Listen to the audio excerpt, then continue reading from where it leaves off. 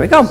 Okay, we're going to go ahead and get started. Welcome everyone here this evening. It is Thursday, August 16th, and we will begin our board meeting by, let me get back to my agenda here. Hang on. Roll call. So tonight we have Dale Hansen, business manager, Terry Rhodes, board member, Jeff Nelson.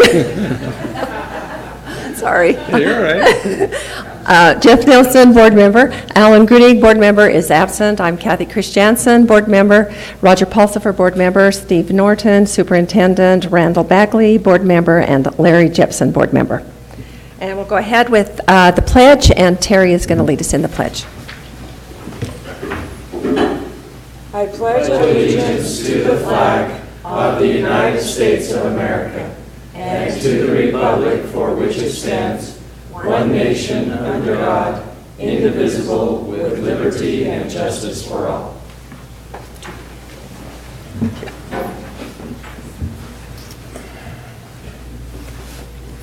And would you do our mission statement also? Sorry. Our mission is to educate students for success in a changing world. Thank you. Any public input? No. Okay. All right. We'll move down to the consent agenda, and I will take a motion to approve the consent agenda. I make a motion we approve the consent agenda. I second. All right. Is there any discussion on anything? Okay. We'll go ahead and can we vote, Dale?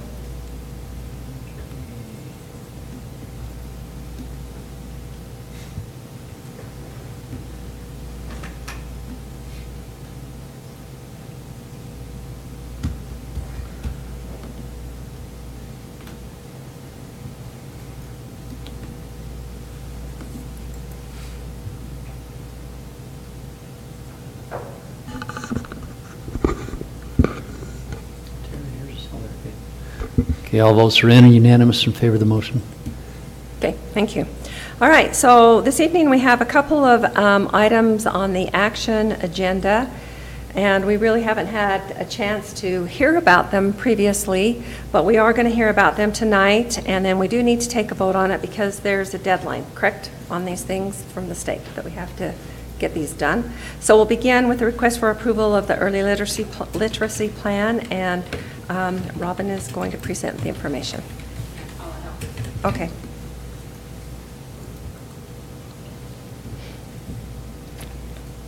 Do you have your board docs? Yes, we do. I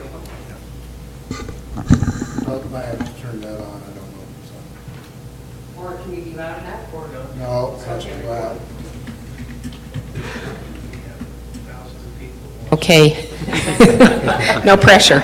Okay, well, the early literacy program has changed. It was previously Reading Achievement, so they've changed the name, still covers K-3, but it's more robust. It has more accountability in it, and it also has money attached, a little more money, which is nice for us because that budget hasn't gone up in 15 years.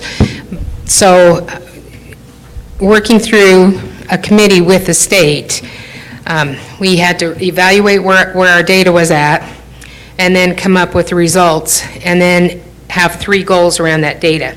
The first goal was just set, and it was everybody has the same goals. That's 60% proficient on DIBELS pathways 1 through 3rd, 1st through 3rd grade. Currently, we're sitting at 60? Okay, mid-70s. We've met that goal. So we've got 1 out of 2 down. So the next 2 had to do with kindergarten and with 2nd grade. And looking at the data, we did our goals around the lowest parts that we were missing. So I'm going to let Paula explain those. So for kindergarten, we have a tendency to have our kindergarten students who, in the middle of the year on phoneme segmentation, fluency, they do really well, and then by the spring they drop. And so our goal is to maintain, to make sure we don't lose any kids in that sub-test. And then for 1st grade, we want to bring 10% more from below benchmark beginning of the year to into benchmark by the end of the year on DIBELS. Composite score on that one. The scores on that were actually pretty high. To be proficient, you had to be at 95. So some of those scores, just so you know, we were like 93, 94. Kindergarten scores were at 68, so we wanted to bring that up and maintain it. Other scores go higher, and that one dropped out. Now we're just trying to keep everything at that higher level. So that's where we're at, and we have to meet one of those two goals. It'd be nice to meet them both, but to be able to continue to qualify for services from the state for money. And then some of the strategies that we have in order to achieve this is we're going to provide some training for our new teachers. We already done that. That was actually yesterday, or the day before, 15th, whatever that day was. We've already trained them in all of their core Tier 1 programs, so they're up to speed, and then we're going to provide some additional training for our teachers at the end of September. Additionally, we're going to provide some support for our administrators so that they know what to look for when they go into the classroom. Oftentimes, we train the teachers to know what to do, but then we don't know how to observe it to see if it's happening, so we're going to provide some support for that. In addition to those goals, we also have to, there's a few things that are different. We have to report to parents 6 times a year. We've been currently doing 3 times a year for anyone who's below the level of achievement that we want them to be at. So we're going to ramp that up and make it 6 times. And we also, we are required to have 120 minutes of protected English language arts time. So, and that's for 1st through 3rd grade. So we're going to ensure that that's happening in every classroom.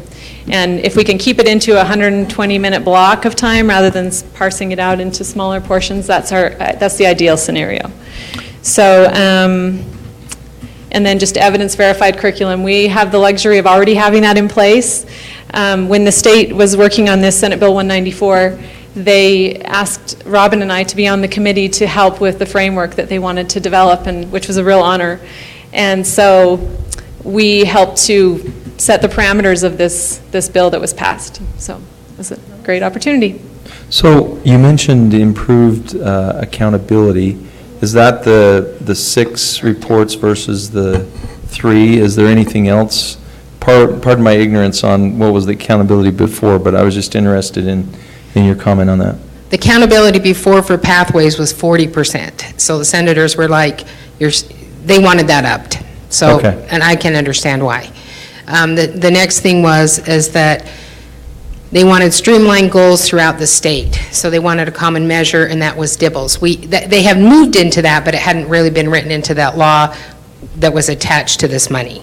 Okay. So now we'll have a streamlined accountability DIBELS. And then the benchmarks for each of those really ramped up. Like I said, you had to get 95% on some of those. That's really high. So it kind of falls in line with all students reading by the end of 3rd grade, and you know, they gave it a little leeway at 95, but they really want that high standard. So the accountability is, if you don't make it, then there's 4 levels of support that you'll receive. And with signing that, you also sign those levels of support. The support isn't exactly punitive, but what it is the state will come in and help you look at your goals, look at the plan you're following, and then help you implement whatever you need to do to get better scores. Okay, and how often do they monitor? How often is that reported back? 3 times a year, they look at the DIBELS. Okay. So, but specifically, they'll look at that middle and end to see the growth. Yeah, I was just wondering on if we had to make a course correction midstream, what kind of a delay is there between when the report happens and they get back to us and say, hey, wait a minute, you guys have got to do something different? Is it? You know, this is the first year of implementation. Okay. I guess we'll find out. Okay, So sounds good. hopefully, we won't be on that path of us having to find out, but we're taking these goals seriously. Oh, yeah, I'm sure.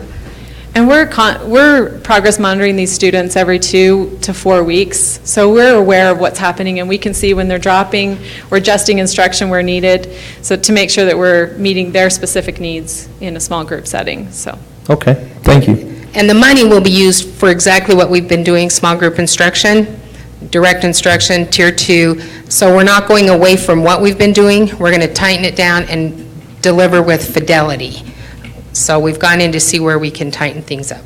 Hey, Robin, I have one question. If you have to report to the parents 6 times a year, how does that report happen? Do teachers have to do that? Well, or- we've been looking at that and talking about that in our facilitator meetings. We're thinking that we'll follow what we've been doing for 3 times a year, but we'll send home progress monitoring reports for those students that we're monitoring that are below level. So how much more work is that I for? think we can just print them off and send them home. Okay. And a facilitator can help with that. So Okay. we're going to work closely with the teacher, not try and overwhelm them. That's But it what will I was require a hoping. little more paper. And they usually are reported at parent-teacher conferences. So those 2 middle ones, and at the end, it goes home. Okay. Does the teacher print them off, or does the school print them off and send them out? Just depends on how the school decides to do it. Oh, We just have to make sure it's done. Okay. Yeah. All right. Does anyone have any questions? Great job. Thank you. We appreciate all you do in the district. We have a great reading program. Kids are doing well, and, yeah, good teachers and great leadership. Thank you. Okay, next. Hey, I thought we had to vote on that. Do we have to vote on that now? Yeah.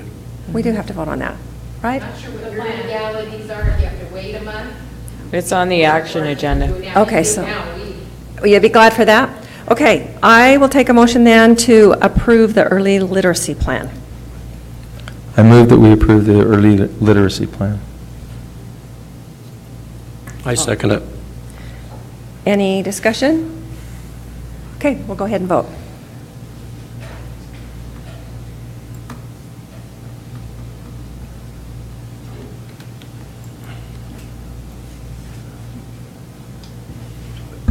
Yeah, all votes are in favor of the, or unanimous, Okay. in favor of the motion. All right. Next, the bully, cyberbullying, hazing, and retaliation policy, and Kurt. Greetings. Hi. I was going to put my name on the public input so I could be first. Oh, good idea. Yeah, go for it next time. So, You only get 3 minutes then. Yeah. You only get 3 minutes then. Mike would be happy if we go to 3 minutes. So that'd be great. That's just the standard. So I apologize for this policy, but I need to explain that. The legislature passed this and sent it to the State Board of Education for board rule, which they completed at the end of July. So, you can see your timetable, and it's required that our board pass it by September 1st. So I ended up getting it last week. This is based on a model policy that the state provided, and so this is something we haven't gone through with the fine tooth comb, but other districts, when I've talked to their student services directors, they're putting it in place and then looking at revisions to come back just so that they meet that. So essentially, this is an update for a policy that we've had in place, which some big components to this, if you've had a chance to look through that. Of course, talk about the restorative justice, which has been a big piece in the last year. Training, which is a big piece, which includes all students, school employees, coaches, and volunteers at any school. So we'll have to conduct some type of training. I'm working on something like that right now. And what was the other piece? It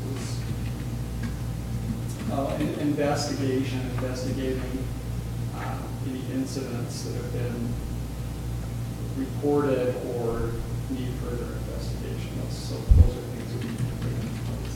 So Kurt, are you saying that's the difference between the one that the state's got here and what we previously had? Those were, Ours is pretty old. It needed to be updated. Okay. It didn't cover cyberbullying to the degree that this does, and retaliation, and specific groups, the LGBT plus groups and things like that. So.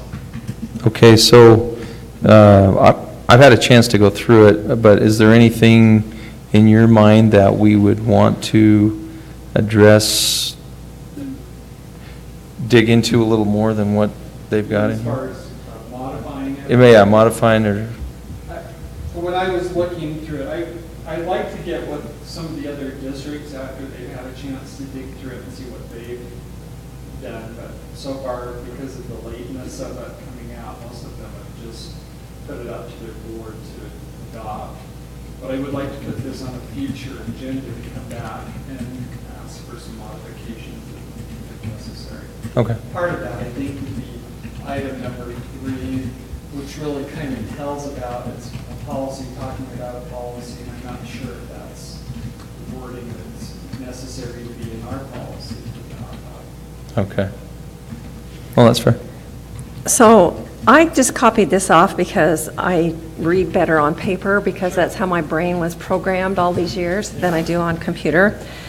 And it printed off crazy. Does that matter to us? Do we care about that? We'll fix it. Okay. It was modified only to the degree we could modify it in time to get it to you. Okay, so It it'll be, hasn't actually been formatted. okay, or in edited and Word all, documents, okay, yeah. but you'll do that.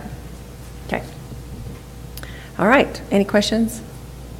All right, I'll take a motion then to approve the bullying, cyberbullying, hazing, and retaliation policy. I move that we approve the bullying, cyberbullying, hazing, and retaliation policy as printed. I second it. Any discussion?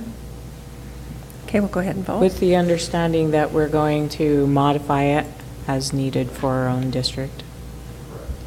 And get it formatted and edited. We'll Okay, wait for you, Kathy. thank you. I'm kind of a pain in the neck. I'll aren't I? support her in that. All right. We will vote.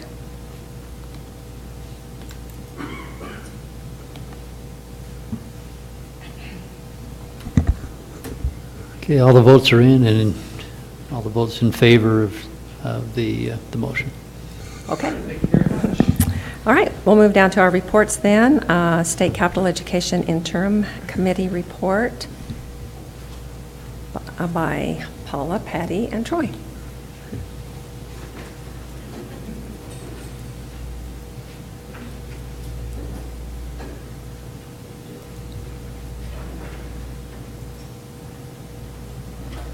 So in conjunction with that Senate Bill 194 we were just talking about, the state, actually the Education Interim Committee, the chair of that was the sponsor for this bill, Senator Milner, sorry. She requested 4 of the top performing schools in the state. And that was based on the achievement at the end of 3rd grade. So 3rd grade SAGE scores and then 3rd grade nibbles. And Summit was chosen as one of the schools. So Nice. it was an honor to be able to go down and participate on that panel. It was, the other thing that it was based on was not only high achievement, but high poverty as well. So that's what qualified Summit in that category. I have an information sheet, it's on your board docs as well, but paper copy. It kind of outlines what we talked about. We asked several questions, and then it was open for discussion and further questions from the committee. We also attached an article that we published in the Cache Valley magazine. And that kind of outlines our whole plan in the district. So I'm just going to let Troy kind of talk about what you're doing at Summit. Facilitator Rebecca. Unless you have questions. She told me I didn't have to talk, so. One of the good things that you know about our district is really building into the schools. Maybe see quality instruction and a lot of things first. So maybe I'll just highlight one of the things that we're doing right now that I feel like is making a big difference. And that's Superintendent and bringing in Kelvin Feldman. And one of the things he told me was here is that we want to make a difference, that teachers observe each other. And that's something that we've been really diligent about. And so every teacher, we do it twice a year for every teacher. And for the new teachers, they go on 3 times where we get into groups and go and observe for half a day and give feedback to the teachers. And it's totally non-threatening. They're not there judging each other. They're actually, they're still making sure each other. That's what makes it so powerful. whoever, superintendent, or whoever was about to enroll them to us. And if you have any other questions. Congratulations. Yeah. Yeah, that's awesome. Now, honestly, I feel like they go to all the schools. Great educators and great administration throughout all the schools. Well, I visited your school enough to know that it's run very well, and the teachers are awesome, and the kids are doing great. So, congratulations. Okay, any questions? Only, Yes, I'd love to say something. I just want to say that I appreciate all of the support that we get from our administration as well as our district level people and superintendent and the board. It makes a big difference to have these students in small group situations with research-based materials, evidence-based materials, and provide money to support not just buying the materials, but to provide so that we can train the paraprofessionals to do this. And it does take a lot of time and collaboration between the teachers, administration, and everybody that's in this together. It's a community effort, and I just feel honored to work with Summit and very honored to work with this district. Thank you. I have a question. On the list of communities served by the school, I'm looking at the thing. How did Cache Junction get there without going through Newton? It was supposed to be there, but it was an error. We apologize. So Susan came in and I was like, you don't have Newton on there. The mayor took offense. He doesn't know yet. Are there any other questions? No, I don't think so. Okay, thank you. We'll fix that for you. Okay, bloodborne pathogen policy, and that is Kurt again. All right. Kurt, can I just say that lucky you get the most interesting policies. I was supposed to be presenting with our head nurse, Karen.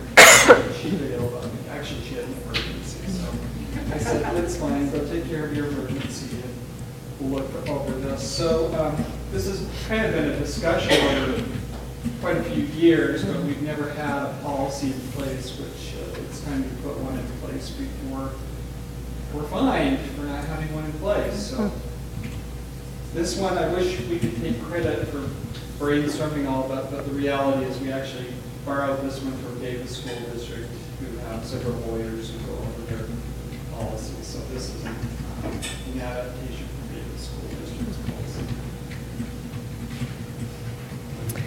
All right, anybody have questions on this? I do. Okay. So it's all completely new? That's why there's no red or green or anything on this policy? Yeah, we've never had a policy in our district on what we're Okay. All right, anybody else have any questions? Okay, all right, thank you. Easy. Kurt, just one question. So all our medical people have been through this and they're, The nurse, yes. they're comfortable with it? They're familiar with it, and they have protocols in place for treating, so. Okay. Thank you. Sorry. That was. Okay. The PIO office report.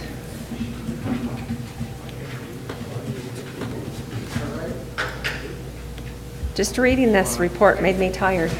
Just reading this report made me tired. You've done so many great things. We had a meeting the other day, and this, in fact, yesterday marks 2 years since we started the PIO office.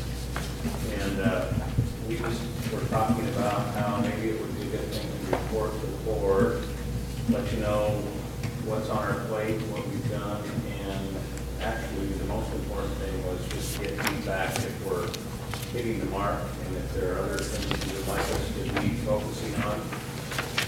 We gave you a couple of, one of the items we gave you is an artifact. So it is the original document that we brought to the board. It's titled CCSD Public Information Office. I put them on your desk. It's the original, here's what we think we want to do. We didn't have Jen on there and hired at that point for our interns. And we changed some of the roles. things that we said that we would work on as a public information office. I think from myself reading through those, we've tried to address all 10 of those, which you can kind of judge for yourselves. And then we included for you, this is just, I gave you this today because I think it's a perfect example of the quality of work that Agenda does on lots of items. This is just one simple example. This is our brand new infographic for the district, just indicating a little information about our district demographically, what it looks like, how our scores look, and on the back there's another sheet. We're working with the superintendent right now to provide you a really kind of robust state of the district report that's nearing completion. Just need to review that with the superintendent and get that on the agenda. Tim, who besides us gets this? What's that? Who besides us gets We this? just gave this to all of our administrators at the administrative retreat. We're planning on doing an email distribution of it. We put it in our district office and make it available for people who are in the waiting rooms, or it's just kind of a PR piece for us. And so, If we do a public or parent university, could we hand these out? and you can have those for that. We'd be happy to do that. Okay. So I'm going to let Agenda just take a minute and brief you on some of the things we did last year and kind of some of our goals for this year. All right, so we just passed this around. This is kind of a summary of, I think, the main projects that we worked on this year and some of the accomplishments that we had as a public information office. I would be remiss if I didn't recognize our 2 interns that we had work with us last year, Micaiah and Erica. And they have moved on and are graduated, and now we have a new intern who is Tessa, who will be joined by another one, Kimber. And definitely couldn't get the things done that we do in the public information office without the help of those interns. They are absolutely wonderful about going out and helping us with our projects, and especially the articles that we do. As far as the articles go, we did publish over 100 different articles last year. Quite a good chunk of those are our Teacher of the Year articles, which are always a big hit with our parents and our community. It's wonderful to be able to spotlight those teachers. We love doing that. And then the other ones would be focused on some of the different events that were happening in our schools, some of the recognitions that we received. And we also made a point of really highlighting some of the great programs that we have and some of the good things that are happening across the district in our schools as well, so that we can really let our community know the things that we're accomplishing and some of those great drives that we have that are making such a difference in the students' education. We utilize a couple different types of platforms. Obviously, we have our school district website and as well as our school websites. And so the Public Information Office is in charge of kind of heading those up and making sure that things are maintained and current and accurate on there. But we also started our Twitter. We don't put a ton out there right now, but we do every now and again throw a little tweet out to make sure people know we're there. And we do quite a bit with Facebook. We have a good response for our Facebook. And since we started the Public Information Office, our number of followers on Facebook has more than doubled. So we have quite a good following. We get a lot of responses to the things that we're putting up there. We also work with the Herald Journal occasionally to put out information articles, as well as sometimes we'll do, like, for example, we did the Teacher Appreciation Week ad that we'll put in there to kind of recognize people, as well as when we moved here to our new district office building, we put an ad in there as well to let people know that it had changed and kind of get that information out to our public. And then we do the Cache Valley Family Magazine, and we do articles in there. In every edition, they're very generous. They let us put one in there every single edition to kind of represent our district, which is wonderful. Occasionally, we do have requests from local and state entities to get more information about stories that are going on out in the public. And so it's a great opportunity for Tim and I to be able to kind of spearhead that and work with Kirk or whoever else may be involved in that superintendent in order to make sure that we get accurate information out there, and we're responding to any of those requests, as well as any comments that might need to be addressed on social media. The district and school websites, as I mentioned, we have a website for every single school. And we have tried really hard to keep it uniform across the entire district so that our district website as well as our school websites are easy to navigate. They look similar, so a parent who has a student in different levels will be able to find their way through those as well as a district website. I meet with the webmasters. I love meeting with them. They're wonderful. They're really hardworking. They represent our schools really well. They put a lot of work into their websites, and so it's really fun to be able to train them. We do trainings. We did 10 last year. We actually had one today. We have one tomorrow as well, just to kind of support them. And then we also go and meet with them one-on-one as needed. So that's a great opportunity to meet with them. Our photography project, you'll notice these pictures here on the side. These are all of our students or in our schools and in our district. And I love this. This is something that's kind of near and dear to me because I love that we can represent our students and our schools and our staff on our websites instead of having to buy stock pictures that are of someone we don't know. So this is a project that we worked on last year. We contracted with Sandy DeGasser. She's a local photographer who has students in our district. It was a wonderful job, and we'll work with her again this year to get more pictures put in there of middle school students as well as high school students, as well as the graduations and other events that are important to kind of document. In fact, we do kind of have one in the works of getting one of our board members at some point. The DIRS implementation, this was a huge project. It's a very important project that both Tim and I feel very passionately about, and so we did that. We helped implement that in the schools. We worked with the technology support services. With Clayton and his guys, they did an amazing job just getting it up and rolling. We did trainings at every single school and made sure that they had materials, videos, whatever they needed, as well as technical support for troubleshooting. That was kind of spearheaded by our office as well. So that's kind of an ongoing thing that we worked on, but it's definitely on the ground running. And then finally, our school board support. I'm happy to be able to work with you and meet with you and make sure that all the policies that are getting updated get onto board docs and that you have that support as far as making sure that those older policies are also getting updated on our website and uploaded. So that's kind of a brief. I don't know what we did without you guys before. It's really made a difference, I feel like, in our district. We needed to change the narrative, and I think the PIO office has definitely done that. So thank you very much for all that you do, and does anyone have any comments or questions? I do, because I was at a meeting this morning, Mike was there as well, for all of the Cash and Logan PTA president, local PTA presidents this morning. They were having a training down there. And I spoke briefly, and then Mike spoke and answered questions, and it was awesome because 4 years ago in meetings like that, when I would suggest that if they had questions about certain things that they could find that information on the district website, they would just groan because it was so not very useful. And now it just becomes more and more relevant every day. So today when I suggested you could find this on the district website or you can find that on the district website, they all were like, yeah, okay, cool, we'll go find it. Because they can find it and it's relevant and it's updated and it makes sense. So thank you very much. Yeah, I've had a lot of good feedback on what you're doing. You're really doing a good job, so we appreciate it.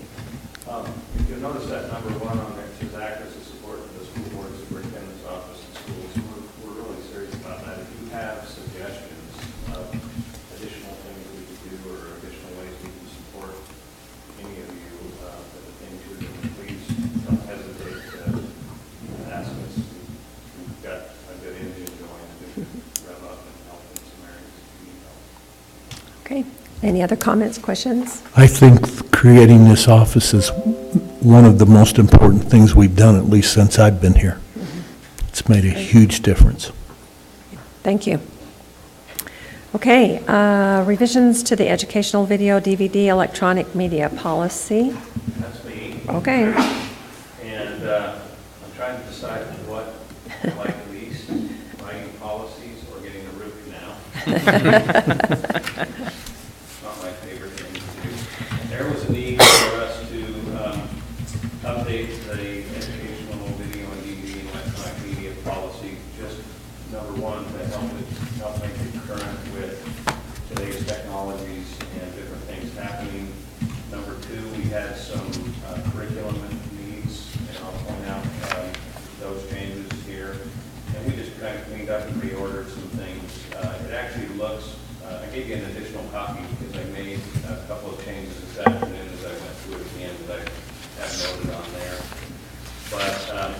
looks worse than it is. We're actually moving stuff around more than we're making tons of edits. But I'll just point out a couple of those that are important. We cleaned up that first section, and 5 and 6 are actually still relevant. We just moved those to E and F on section 2 because they went with that section better. And then the big change for, from a curriculum standpoint is we have, on the K through, it used to be K through 6, we could only show G-rated films. And we have had some curriculum needs to show. For example, the students in 4th through 6 studied The Book Thief as one of the... No, Lightning Thief. Lightning Thief, sorry. Teach them about these. And we had a need to show some parts, some segments out of that, and technically by board policy we could not do that. And so we tweaked that to allow us to do that with parent approval, principal approval that is written. Ashley has done a great job in prepping that curriculum for them so that we're using just the segments that are relevant to our instruction. But it is a PG-rated film, but the parents will be notified and the students will know. We ran that by the Gary, we ran it by the group of elementary principals, and they are fine with that change. So that's the main curriculum change we're looking at here. The rest of it is just mostly cosmetic.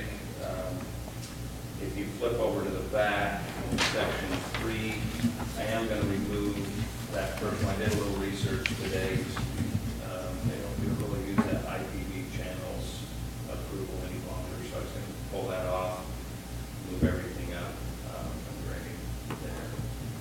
And then I think the other big change is down in D, and that's just an update for technology. There's a lot of new streaming sites like Netflix and Amazon, and there are some very specific rules for those sites on what teachers can use and what they cannot use. They cannot stream stuff from those sites unless those sites have specifically given permission and rights for that. And so we added that in here. And then the other part that we put in there that we thought was important, we're doing an inventory, actually setting this up, and we found that we had some videos in our libraries, in our media centers that probably didn't, they get put in there because somebody gets approval one time, and then it becomes part of the library set. You assume that because it's in the library, it's okay to show that again, and it's really not. So we added in here that we need to go through, and those approvals still need to be sought after when those films are shown on our media center. So our media center people are going through and looking at those videos and making sure they comply with what we have on policy. There was some requests by teachers to relax the R-rated policy in the secondary setting, but we talked to principals, they're not comfortable venturing out into that. There's plenty of good educational materials that they can use without going down that road. How is this information going to be sent to the teachers so they know We'll this? send when you approve the policy on an action agenda at a future board meeting, we would send this out and remind them. We actually remind them every year almost on this policy, just so they're aware of how the policy reads. So they'll receive it individually, like through the Through the email? Okay. Okay, great. On section 3, number D, the one that talks about Netflix and Amazon Prime, is that supposed to be end user? Oh, yeah. Also, this, I don't know how teachers justify it, but there are R-rated movies being shown in like history classes. I can think of several. Jeff and I were talking about specific titles that we know our kids have seen in history classes. And often the justification by the teacher is that it's an edited version. And so this policy doesn't talk about that at all. Is there a reason? Yeah, it's hard to, the secondary principals didn't want to go down the road of the R because it opens some doors. It's so hard to, some people don't even like their kids to watch an edited version necessarily of something, because it just blurs the lines. It blurs the between lines. What they want to accomplish as a family versus what the school does. And we know that goes on. That's why we remind the schools every year that this is the policy and you are at risk if you don't follow the policy as outlined. If you have a parent come back and complain that you've broken the policy, there's some consequences for that. So we try to remind them of that. And there's so much out there educationally that they can use instead of. I don't think what they're showing is critical to what they're trying to accomplish in their classroom. But there are some good films out there that depict some things. Okay, any other questions? Okay. It Thanks, Tim. opens up another little can of worms, too. I ran into several films that claim to be edited as such, but they were not edited legally. Oh, And that opens another can of worms you got to deal with. good point. Copyright. Video sites that actually edit videos, and they are under lawsuit right now by the Hollywood industry, the film industry. They've had to shut down most of their editing. It's kind of an artistic approach. Why they can edit them on airplanes and they can't edit them for these companies, I don't know, but So I haven't seen the movie. Is Percy Jackson PG? It is. Okay. Okay. Okay, thank you. would you like us to let you know when Percy Jackson will be showing in that Absolutely. Never get back. so. I just read 3 of those books this summer. Okay, thanks a lot. All right, board committee report. We do have a short report by Terry, kind of an update from the fiscal committee. We had, just as a follow-up to my report from last month, when we talked about the things that Alan Allred has done as our internal auditor for this past year, we held a training last Thursday, for all of the secondary financial secretaries and principals. We had no principals in the meeting because they had a conflict, but we did have all of the financial secretaries there, and Alan did a great training, and we heard some of the difficulties that they're having with the new online fee payment. And one of the most interesting ones to me was that so when a parent goes to the website and wants to pay their fees online, there's a flat 30-cent transaction fee for the whole transaction, but then there's an additional 3% that's added to each transaction that they enact online. And the comments I heard from parents and that I heard before this training last Thursday were just fascinating to me, because they don't mind paying that 3% fee, they just don't want to know they're paying it. So they said they don't want to add it on the end as a 3% transaction fee. They would rather have it look like we're absorbing it and we raise some other fee, like technology fee, by 3%. So just semantics on the, So it looks like we are so it looks like the district is absorbing the fee, but we wouldn't be, because we'd be raising some other fee to cover them. Can that even be done? Oh, yeah. Oh, That's okay. that's what all the grocery stores and any commercial entity does, because we all pay they all have to pay credit card fees, the transaction fees. So they just raise all of their prices. Yeah. So, yeah, we can do that. Oh, But so- it would require board approval of raising some other fee. So Dale, are we going to try to do that or not worry about it? Well, it's too late to change it for this year. Yeah. I mean, it would be for next year if we'd like to do that, and that's fine. I think a lot of districts do that.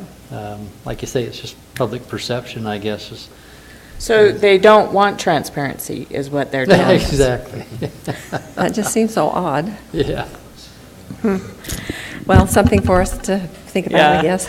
And for anyone who's interested in what the State Board of Ed is doing, at their last meeting, they had a meeting on the 2nd of August, and they authorized an audit for across the state of testing opt-out, and what's happening there, to try and figure out how to change that scenario, that scene.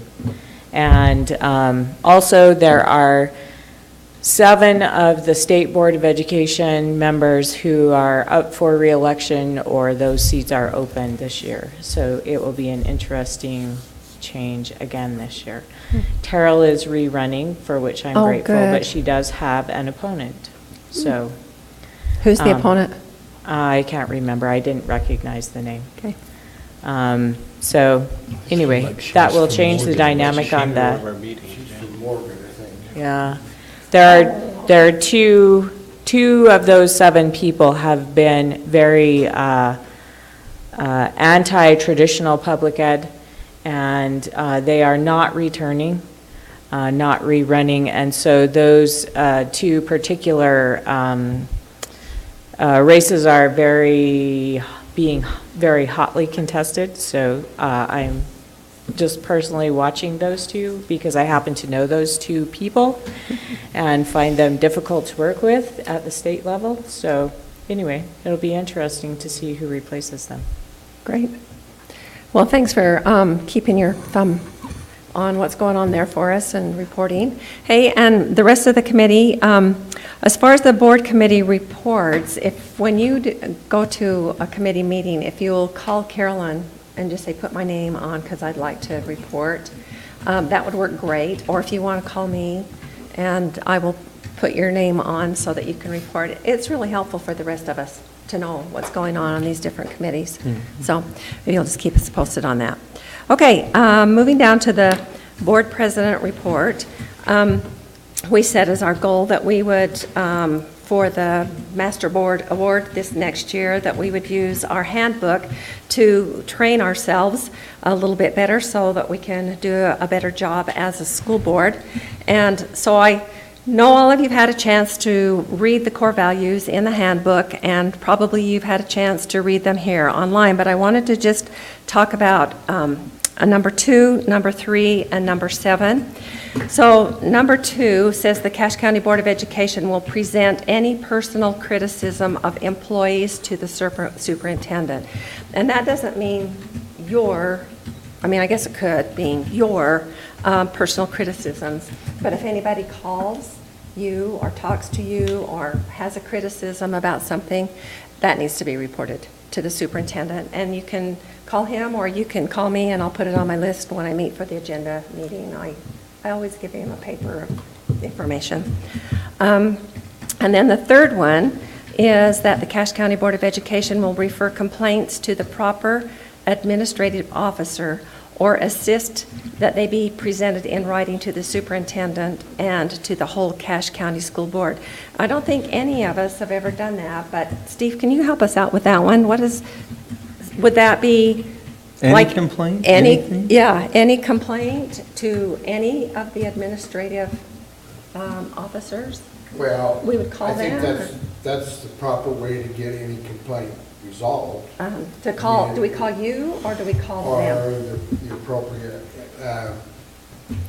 it's probably better if you just call me and then I can funnel it to the proper school. If people are going to get their issues settled, it's always got to go back to either the teacher or the principal. We don't cause many of those issues.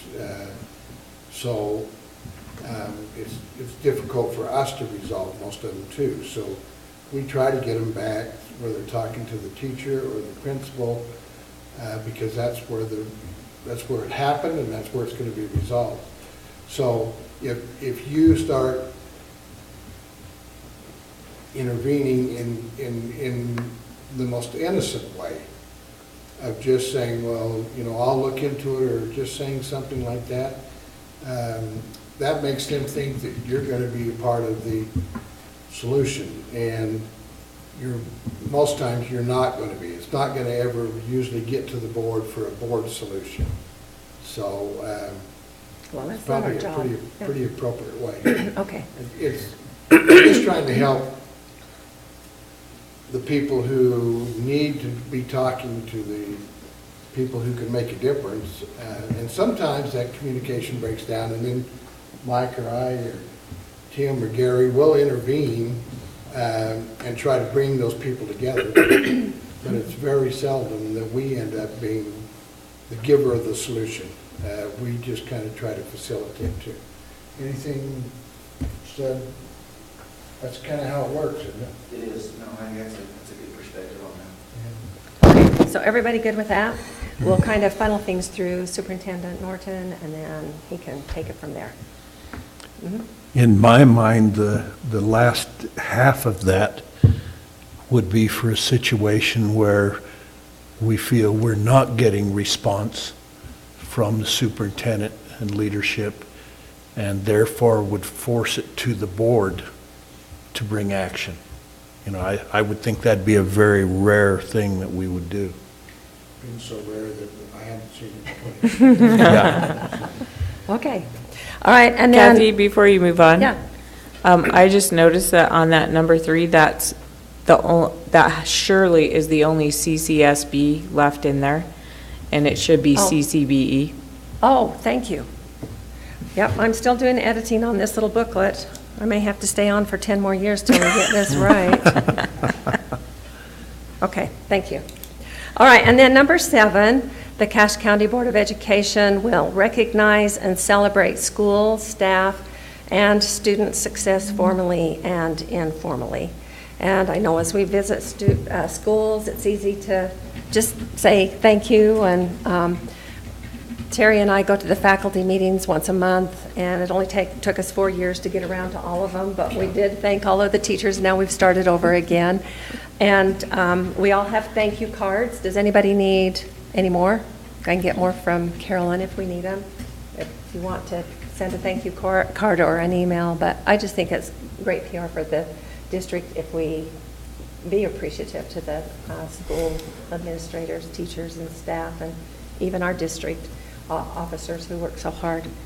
Okay, anything else on these core values that you have a question about that superintendent can answer for you, if we have any? Are we okay? Yeah. Okay.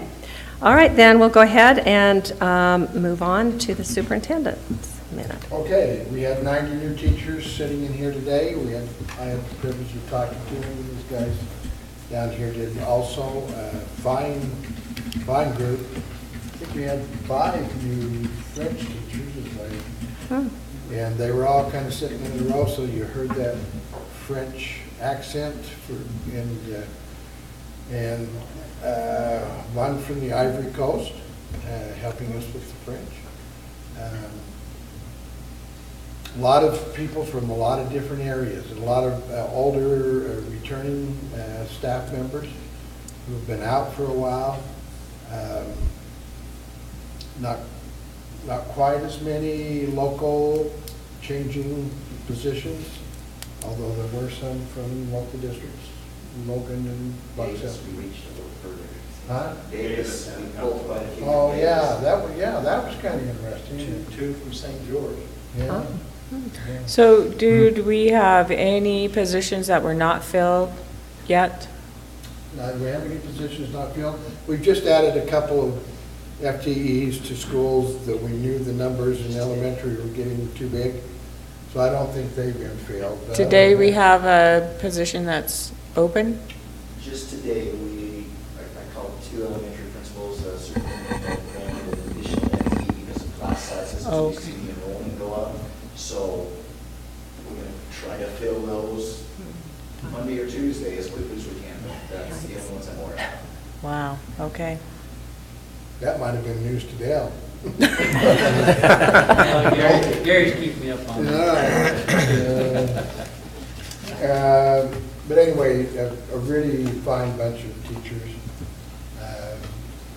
I think we do a really good job of introducing the district to our new teachers. And then the principals are, of course, our main source of making them feel welcome. And we know they do much about that. Building, we are essentially moved over to the new building. Any individual that thought they were going to be moved this first year, okay? So if I was a betting man, I would say that we're probably going to own this building for a long time. The guy who was interested has looked at Cash Eye, and he's trying to get his partners to agree that they could live with Cash Eye rather than this building. And he never should have brought his partners to look at this building if he thought he could sell them on that one. But that's where he's at. He's back making an offer on Cash High. So if that happens, that would be nice. And we just keep this building. We've reoccupied the offices with mainly curriculum people who we were going to try and move down to the other office at some point. But we're just kind of on hold until we get some money to continue on moving into that building. Wellsville's coming down, so I think, Mike, did you make that contact? I haven't been able to get Tom yet, but I know. Yeah, it will come down sometime late fall, winter, when we can get the best bid for just people who are hungry for work and demolition. Other than that, I think all of our projects are done, aren't they, Mike and Gary, in our buildings? Gary? Drop by Cash Eye and get a minute.